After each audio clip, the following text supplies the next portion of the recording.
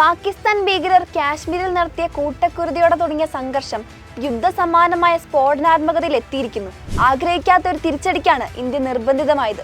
യുദ്ധത്തെ വെറുക്കുന്ന നല്ല മനുഷ്യർ മാത്രമല്ല, അവസരവാദികളായ രാഷ്ട്രീയക്കാരും പാകിസ്ഥാനോട് ഉള്ളിൽ ഐക്യദാർഢ്യം സൂക്ഷിക്കുന്നവരുമൊക്കെ യുദ്ധം വേണ്ട, അതിർത്തിക്ക് അപ്പുറമുള്ളവരും മനുഷ്യരാണ്, അവർക്കും വികാരങ്ങളുണ്ട്, വേദനയുണ്ട് എന്നൊക്കെ പറയുന്നുണ്ട്.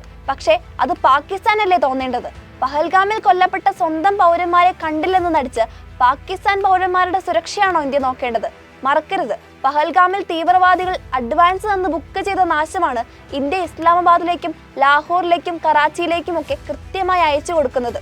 യുദ്ധമൊന്നിനും പരിഹാരമല്ലെന്ന് പറയുന്നവർ പരിഹാരം എന്തെന്ന് പറയുന്നില്ല.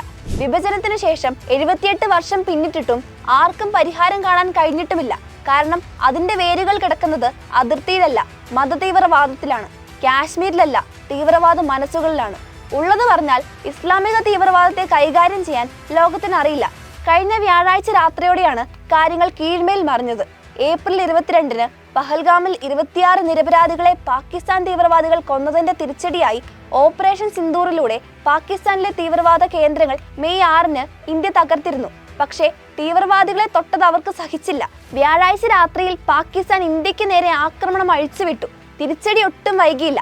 ഇന്നലെയും പാകിസ്ഥാൻ മിസൈലുകളും തുർക്കി നിർമ്മിത ഡ്രോണുകളും ഉപയോഗിക്കുകയും 10 മടങ്ങ് നഷ്ടം ഇന്ത്യയിൽ നിന്ന് ഏറ്റുവാങ്ങുകയും ചെയ്തു. പാകിസ്ഥാൻ സൈന്യം പടിഞ്ഞാറൻ അതിർത്തിയിലുടനീളം ഇന്ത്യൻ വ്യോമാതിർത്തി ലംഘിച്ച് പലതവണ ആക്രമണം നടത്തിയെന്ന് വിദേശകാര്യ മന്ത്രാലയം വാർത്താ സമ്മേളനത്തിൽ അറിയിച്ചു. സൈനിക കേന്ദ്രങ്ങളും ജനവാസ കേന്ദ്രങ്ങളും ആക്രമിച്ചു. 36 ഇടങ്ങളിൽ 300 മുതൽ 400 വരെ ഡ്രോണുകൾ ഉപയോഗിച്ച് പാകിസ്ഥാൻ ആക്രമണ ശ്രമം നടത്തി. അതിൽ ഭൂരിഭാഗവും ഇന്ത്യ തകർത്തു. പുഞ്ചിലെ സിഖ് ക്രൈസ്തവ ആരാധനാലയങ്ങൾ പാകിസ്ഥാൻ ആക്രമിച്ചു. തങ്ങളുടെ പ്രശ്നം മതഭ്രാന്താണെന്ന് പാകിസ്ഥാൻ ആവർത്തിച്ച് തെളിയിക്കുകയാണ്.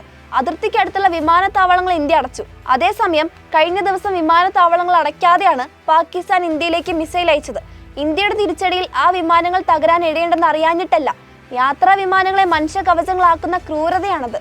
തീവ്രവാദ രാഷ്ട്രത്തിന് മാത്രമേ അത് സാധിക്കുകയുള്ളൂ. ഇത്തരമൊരു രാജ്യത്തെയാണ് ഇന്ത്യ അയലത്ത് സഹിച്ചുകൊണ്ടിരിക്കുന്നത്. കൃഷി, വിദ്യാഭ്യാസം, തൊഴിലവസരങ്ങൾ, മറ്റടിസ്ഥാന സൗകര്യങ്ങൾ എന്നിവ വികസിപ്പിക്കുന്നതിന് പകരം എന്തിനാണ് ഇന്ത്യയിലേക്ക് തീവ്രവാദികളെ അയച്ച് യുദ്ധത്തിന് വഴിതുറക്കുകയും ദുരന്തങ്ങൾ ചോദിച്ചു വാങ്ങുകയും ചെയ്യുന്നത് എന്ന് പാകിസ്ഥാനിലെ ജനങ്ങൾ ചിന്തിച്ചിരുന്നുവെങ്കിൽ അവർക്ക് ഇത്ര പരിതാപകരമായൊരു ജീവിതാവസ്ഥ ഉണ്ടാകുമായിരുന്നില്ല. ശല്യക്കാരായ അയൽക്കാരില്ലായിരുന്നുവെങ്കിൽ പ്രതിരോധ ചെലവ് കുറിച്ച് ഇന്ത്യക്കും കൂടുതൽ തുക വികസനത്തിന് ചെലവഴിക്കാമായിരുന്നു. പക്ഷെ അത് സാധിക്കില്ല. മതം തലയ്ക്ക് പിടിച്ച രാജ്യമാണ് പാകിസ്ഥാൻ. അഫ്ഗാനിസ്ഥാനെയും തുർക്കിയെയും ഇറാനെയും യമനെയും നൈജീരിയയും ഒക്കെ പോലെ അതിനും വൈവിധ്യങ്ങളെ അംഗീകരിക്കാനോ സഹിഷ്ണുത കാണിക്കാനോ സാധിക്കില്ല. വിഭജനത്തിലൂടെ പാകിസ്ഥാൻ വേർപെട്ടില്ലായിരുന്നുവെങ്കിൽ ഇന്ത്യയുടെ അവസ്ഥ എന്തായിരിക്കുമെന്ന് ചിന്തിക്കാൻ ഇതൊരു അവസരവുമാണ്. ഒരു നൂറ്റാണ്ട് കഴിഞ്ഞാലും പാകിസ്ഥാൻ പുരോഗതി പ്രാപിക്കില്ല. അതവർക്കൊരു പ്രശ്നവുമല്ല. അനുഭവിക്കുന്ന ജീവിതമല്ല, കിട്ടാതിരിക്കുന്ന മരണാനന്തര ജീവിതമാണ് പ്രധാനമെന്ന് ജനിച്ചു വീഴുന്ന കുഞ്ഞുങ്ങളെ പോലും പഠിപ്പിക്കുന്ന മതാന്ധത അസൽ ഭ്രാന്താണെന്ന് അവർക്ക് മനസ്സിലാകില്ല. ഇന്ത്യക്ക് യുദ്ധക്കുരുതിയില്ല, പക്ഷേ തീവ്രവാദികളുടെ ബലിവസ്തുക്കളാകാൻ സൗകര്യമില്ല. ലോകമറിയണം, പാകിസ്ഥാൻ ഒരു രാജ്യമല്ല, ഭയാനകമായ ഒരു ആശയത്തിന്റെ കൃഷിയിടമാണ്.